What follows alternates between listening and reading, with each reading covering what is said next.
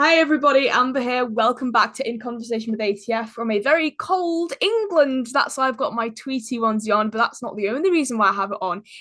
I have it on because my guest is a very important man. He's an executive producer. He was actually the president of Warner Brothers Animation from 2001 to 2007. He succeeded Jean MacCurdy. I kind of said it like French. I was like Jean MacCurdy. Close So enough. yeah, close enough. Yeah, it will be. It's doable. Yeah, it's tolerable. I don't know what the proper word is. It's stuck in my head. But anyways, he has worked as the president for Sony Pictures TV as well, and like the international productions sector. He was also the president of FremantleMedia's Kids and Family Entertainment division as well, and he oversaw a lot of shows at Warner Brothers. So like Static Shock, Justice League, Mucha Lucha, What's New Scooby Doo, Duck Dodgers, Justice League Unlimited, The Batman, Johnny Test, and he also has worked with Lorenzo di Bonaventura, who is obviously you may know from the live action Michael Bay Transformers franchise. He's also worked on shows such as Tree for Tom, Strange Hill High, Max Steel, Skylanders Academy, and he actually oversaw Jep, the kids' version of Jeopardy, which Bob Bergen hosted, Porky Pig himself. So that was quite cool. My guest is the absolutely all amazing Sander Schwartz. Hi. Hello, Amber. That's quite the intro. Yeah, honestly, I mean, I'm talking to someone who's like produced a lot of my favorite shows, so very, I'm very lucky to be talking to you right now, Sander. Not so lucky. What? Really? Oh, but I mean, look, I've been watching Justice League Unlimited like constantly at the moment. And honestly, it's like I love it. Like the voice cast is everything and stuff like that. And we were just talking about a voice actress just before June Foray. So I thought we might as well start Mhm. with that. We might as well start with her. What was how did you get to know June? Whereabouts did you first see her? I think the first time I got to see her was probably in the 80s and 90s when she was working on Hanna-Barbera shows. But I got to know her a bit later when we did some Looney Tunes shorts at Warner Brothers in the early 2000s. And of course, we brought her back for the roles that she created, as well as for some other roles on new shows that we thought she would be right for. She had, a really great, like so many others, breadth of talent, and she could play so many characters. And she could play children, and she could play old ladies, and she could play birds, ducks, and geese. She could play anything. She was fabulous. Definitely. She's one of those voice gods. Like she's wow, she lived to be like 100 or something. Like that's just Close amazing. to it. Yeah, Yeah. I think she's like 99, I think. I think only she made it to 99, yeah. Yeah, bless her. And And for the overwhelming bulk of that, she was in good shape, good spirits, and sound of mind. She really had a very long and productive career in life. yeah, definitely. From what I've heard from other people who had worked with her and like her colleagues and stuff, she does and did, sound like a remarkable woman. She Definitely. was, and she was very tiny. I don't know, maybe 4'11", Oh, maybe, wow. maybe close to 100 pounds. She was tiny, but there was a lot of character, personality, and talent that Oh, was contained in a very small package. bless her. And my hair's all messy now. I've just taken these headphones off.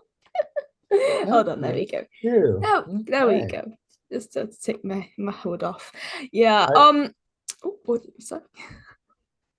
I think your ears are lit up. I couldn't tell before, but I think I Yeah, see the light reflected in your hair. they Very are. cool feature. Yeah, you can see that it also, yeah, it does reflect on my hair there, which is quite cool as well. Looks Yeah, like my hair's colored. you must have paid extra for those. Actually, they're only about, I'd say, 10, £15 from Amazon, I think. I can't remember. Perfect. Yeah, Perfect. yeah. And there's another woman I'd like to talk to you about who's probably one of my favorite people, who was pretty much part of the heart and soul of all the DC animated universe shows, Andrea Romano. She was terrific. I say was because she retired a few years ago, I She did, read, yeah. but very talented casting and voice director. Had great relations with all the talent and really brought a lot of extra extra skill to the performances that she got out of the actors. So she was quite the unique and powerful casting and voice person, without a doubt. Yeah, definitely. She's like the powerhouse of a lot of these shows and everything like that. And honestly, she actually owns these, and I'm quite surprised that she owns a pair of these car headphones herself. So that's quite, Yes. yeah, Mm, yeah. I video chatted her about a year ago, and she loved my headphones so much she bought herself a pair. nice. I bet that was a fun one. Very, very definitely. She's helped me a lot since, and some of Oh, the that's people she's great. worked with is just wow, what an amazing woman. So Sander, how did you get your start in television? Of course, I read up that you moved to California in the mid 80s. If I'm am I correct on that? Yep, yep, right in that last millennium, 1,000 years Yeah. ago. That was Mm-hmm. me. I did. I moved from New York. I'd been in the television business there, working for CBS, the network, and they transferred me out to LA. And being Mm-hmm. inside of the network, I looked for things that I would like to do because I was a semi-young person at the time and not Mm-hmm. really set on what my career path would be. And so within the network, I seemed to gravitate towards the animation and the children's programming and just pursued that path and worked at different shows for the network. And then when I left the network, at other studios to learn as much as I could about animation, about developing it, producing it, selling it, and making good shows along the way. So I was very fortunate to have that opportunity back in the last millennium. That's good. That's good. And I've got on my notes that you worked for Columbia Pictures Television as well. Um, and that actually is that right? That's right. Columbia was bought around the time, just before I joined in the late 80s, and they were bought by Sony.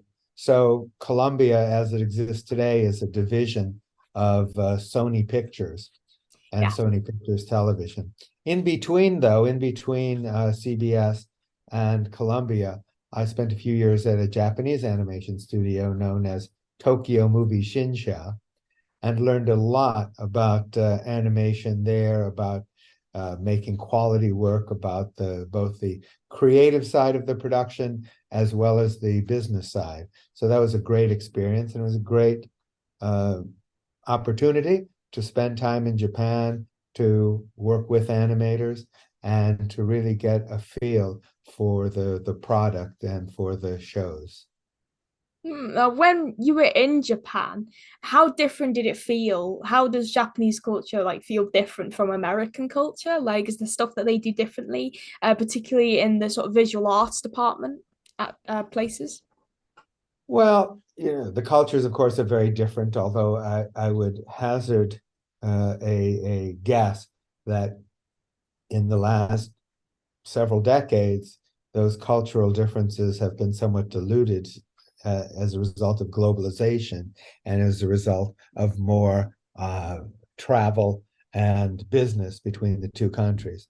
But the main differences were that it's a far more structured society, lots more rules as far as what you could say and what you could do, different ways to compliment people, different ways to thank people, different ways to approve work, what have you. So there was a great deal of learning, both on my part, to understand them and to maximize the quality of the work coming out of it, and then on their part, because they weren't really used to irreverent, freewheeling Americanos. That wasn't a part of their culture. So took a little bit of understanding on both sides, but ultimately they did and continue to do great work there. Wow, that's really awesome. Wow. Well, I'm glad that you had a really good time with them. What I was saying about Columbia Pictures before, because I did see that you kind of worked on Extreme Ghostbusters, like the cartoon from the late 90s. By any chance, Mhm. did you work on the real Ghostbusters at all? No, the real Ghostbusters was a few years before. It was done by a company called Deke, which no longer exists. Its assets were sold many years ago, and it was an attempt by the management of that company, Deke, to capitalize on the success of the Ghostbusters movie. But it wasn't based on it. It had nothing to do with the movie. And you can't copyright a title. You can copyright work, but you can't copyright a title. So it was essentially borrowing the name in an effort to develop a show that would be branded uh, inaccurately as a Ghostbuster show. But the series that I did was based on the movies. Yeah, and that did Or at have the a time, nice the touch. movie. At that point, there was only one movie. There Yeah. weren't the sequels that popped up 20 or 25 years later. Yeah, yeah, that's really cool. There's one question that I'd like to ask you, Sander. So how did it all come about for you? How did you sort of get involved at Warner Brothers? Because obviously you became the president of the animation department from 2001 onwards, and you succeeded Jean MacCurdy. Forgive me if I am saying her right name wrong. I do apologize. Um, So, right? okay, okay. So how did you sort of get involved in that sector, and how did you end up getting promoted to president? Well, prior to my joining Warner Brothers and being recruited to go over there, I had set up in '94 a animation group within Colombia. The first thing that we produced there was an animated special based on the Nanny series, which was a popular sitcom at the time, starring Fran Drescher, the current president of AFTRA and SAG, who was all over television screens lately during the course of the actor strike, which was recently settled.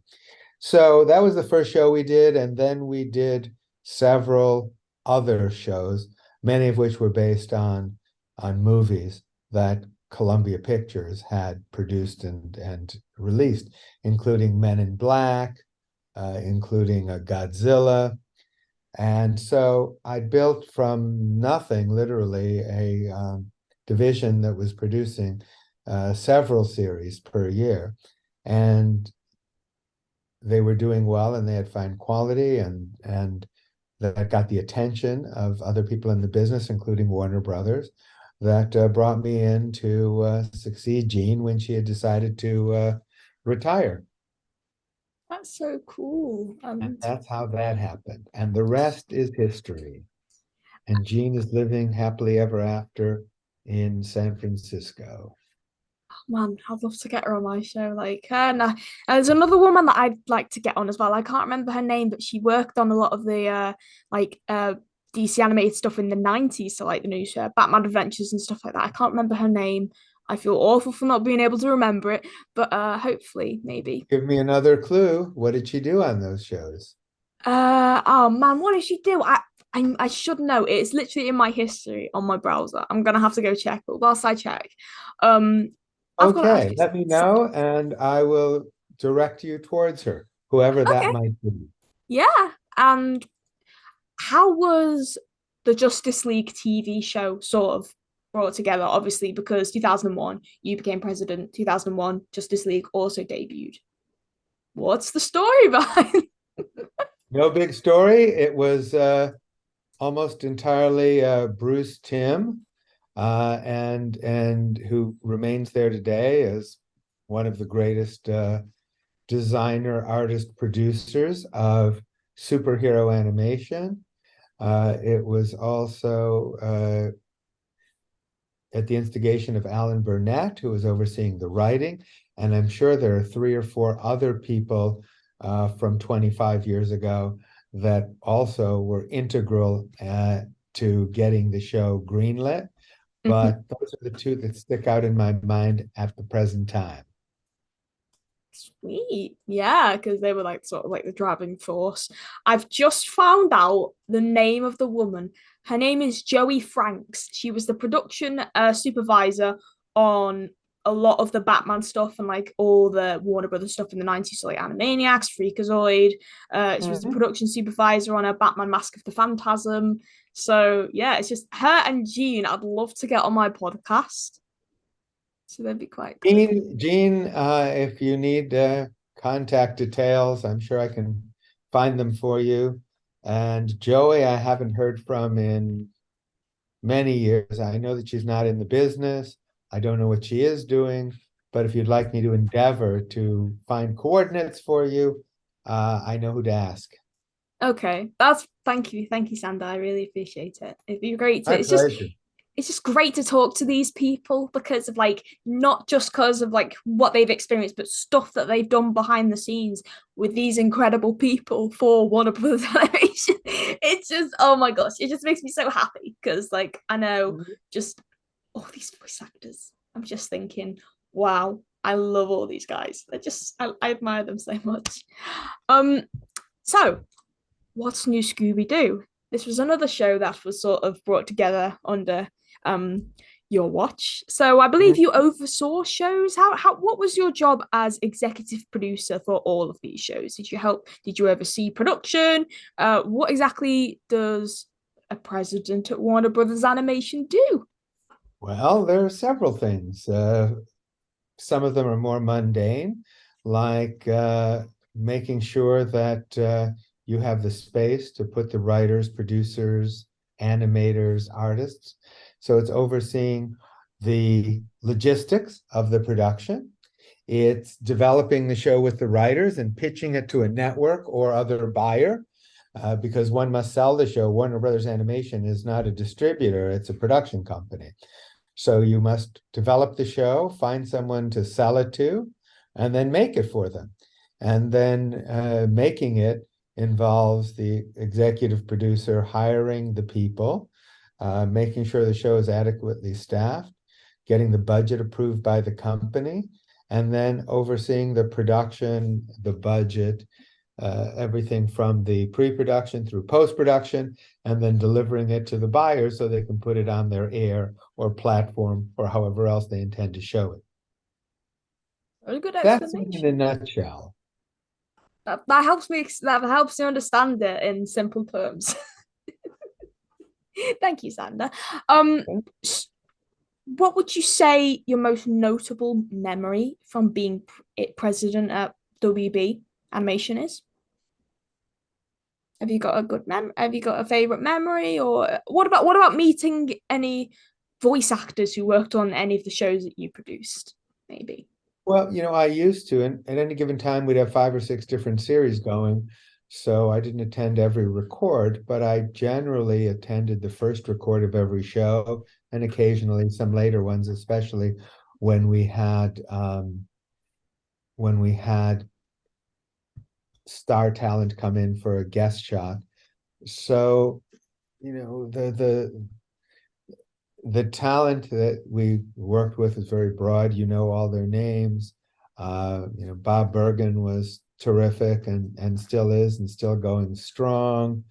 One person that you didn't mention who we worked with a lot was Candy Milo, I did who mention Candy when I was talking about the Bill Scott documentary. oh, you did? Oh, okay. So Yeah, that's Candy okay. That's okay. That's was okay. That's just terrific that's and me, my big did a mouth. lot of work for us. Tara Strong was in Yeah, almost Tara. Yeah. every show, either as a principal lead character or sometimes just providing secondary character voices or Walla. Uh, and uh, and let's see, you name it, they were there and working on all of our shows. But I didn't have the proximity or the relationships with them that someone like Andrea Romano did because that was her whole focus. My Yeah. focus is on the bigger picture. Yeah, definitely. And like yeah, Andrea, like I think she voice directed like all of the DC animated universe shows. So like she did it from like Batman the animated series all the way Right. to Justice League Unlimited. So that was like a good, I'd say And like beyond some as 14 years. well. Yeah, yeah, yeah. But I'd say like sort of Tim Diniverse sort of ended with Justice League Unlimited. That's what fans classify it as. They say it's Batman the Animated Series, Superman the Animated Series, the new Batman Adventures, Static Shock, Justice League, and Justice League Unlimited, and Batman Beyond as well. So I believe. And several of the direct-to-video movies that we did as Yes, well. yes, yeah, because you worked on Mystery of the Batwoman, one of them, I I believe. did indeed. Oh my gosh, what was it like to work on that? It was a lot of fun. Yay! Uh, That's it good to was a hear. whole lot of fun. But again, in that kind of show, we came up with the concept with the writers and others, the artists, directors, and had a script written, and then it unlike a series which goes on for quite a bit of time, you're doing the pre-production for a few months. It goes off to the animation studio in Asia that's doing the key animation, comes back. So you send it off and you wait for it to come back and hope it's good. And that one in particular was very, very good. I haven't seen it yet, but I really want to watch it. So like, Yeah, I you need should to get watch caught it. up. Yeah, I don't have it on You DVD, ever but watch you ever watch The Death of Superman? the Justice League episode, No, it was a feature. I I think think it was the so, last thing maybe. I did before Maybe. leaving Warner Brothers. The Death of Superman. Feel I'm free to watch it. It's not very sure. intense. Was it animated or was it live Yes, of action? course. It's based on a Hmm. graphic novel of same title. I can't. Apart from one from was it called? It was called Superman Doomsday, I think. Is that what it was Ah, adapted into? Yeah, because it's based on it. Yeah, and it was released in could have been. 2007. Yeah, that's the one. Yeah, and a lot of familiar faces there. Yeah, James Masters, Adam Wiley, Townsend Coleman, who I've met. He's really lovely. And yeah, oh my gosh, and then Kevin Smith was in it as well. That's quite cool. Um, Mm. um, Sander, I'd like to ask you, what are you up to nowadays? Are you still in the sort of producing president business, or what are you doing? Well, I'm still in the producing business. I've been on my own. My last studio job was at Fremantle, which I left exactly 10 years ago. And Mm-hmm. I'd always wanted to work on my own, but with the jobs that I had, they're rather challenging to leave behind. So when I left Fremantle, I decided now would be the time to do it because I might not have too many more chances. So I've been in business for myself for 10 years. Mm-hmm. It's going very well, and I'll be doing this until I cash in my chips and ride off into the sunset. And I do basically three things. I consult with some companies on anything related to television media in general, but mostly animation. The Mm-hmm. second thing I do is I sit on the boards of some young companies. One is a gaming company. The other is a fund that invests in media. Another Mm-hmm. is a kids educational app company. So I do Mm-hmm. those things. And then thirdly, I develop and produce animation. My most recent production was a Christmas special for CBS here in the US and on Paramount Plus and territories around the world called Reindeer in Here. And it's a Christmas film that we delivered at the end of last year in time for Christmas. It was just nominated for an Emmy Award here. So that'll be announced. Or the announcement of the nomination was last month. Later this month, the award ceremony will be held in LA. And this year, because of various downturns in the business and strikes and what have you, there hasn't been a lot of buying going on. So I've just been focusing on development. And Mm-hmm. hopefully next year, as the business comes back with the settlement of the strikes and the resumption of the streaming wars here, then I'll start taking them out and get something else into production next year. That's what I'm doing and having a good time. It's good to be your own boss. and I'm enjoying the experience, and I get to work with people that I like and projects that I like, which isn't always the case when you work for other people. Well, that sounds like you're having a really good time, Sander. I'm glad to hear it. No complaints, Amber. That's good. That's good. Who succeeded you as president of Warner Brothers Animation? Because I know Sam Register is now the president, but he's only been it since 2020. So I don't. Who was sort of president from 2007 after you left? He's been there since, I'm guessing, 2010. In between, there was a woman who came over from, I believe, Nickelodeon, and her name is Lisa Judson. And she was in the job for a year or so. Mm-hmm. Nice young lady, Lisa Judson.